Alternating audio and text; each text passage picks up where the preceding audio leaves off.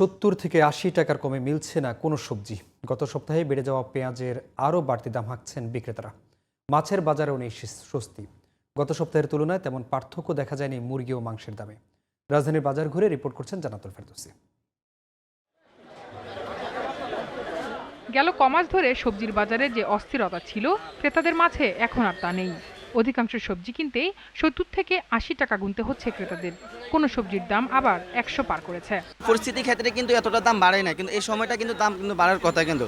আর বেগুনটা হচ্ছে কিন্তু একটু দাম আছে, কিন্তু বেগুন এখন সিজন নাই। বেগুন 100 টাকা পিস হয় এটা, আর এটা হচ্ছে 80 টাকা পিস হয়, কিন্তু এটা সস্তা।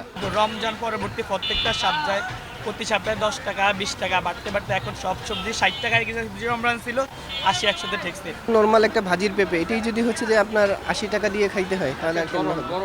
প্রতি সপ্তাহে এরকম বাড়তে থাকলে তো আমাদের আয় ব্যয়ের ব্যালেন্স হচ্ছে না, তাই না? আদা, রসুন, সয়াবিন তেল সহ অন্যান্য মুদিপণ্যের দাম স্থিতিশীল থাকলেও পেঁয়াজের দামে আবারও অস্থিরতা বেড়েছে। ফলে মাস শেষে আয়ের সাথে তাল মিলিয়ে ব্যয় করতে হিমশিম খেতে হচ্ছে বেশিরভাগ মানুষের। আমরা 60 টাকা সেল করতেছি দেশি পেঁয়াজটা, মানে আমাদের পাইকারি 56 টাকা কিনা।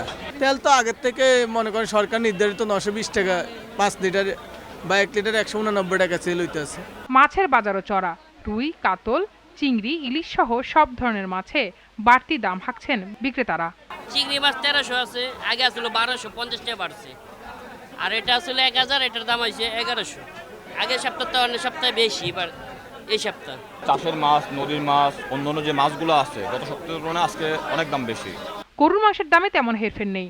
গত সপ্তাহের দামেই বিক্রি হচ্ছে ব্রয়লার, কক মুরগির কেজি। 270 টাকা গত সপ্তাহে বেচছি সোনালী মুরগি, আর দেশি মুরগি 650, 680।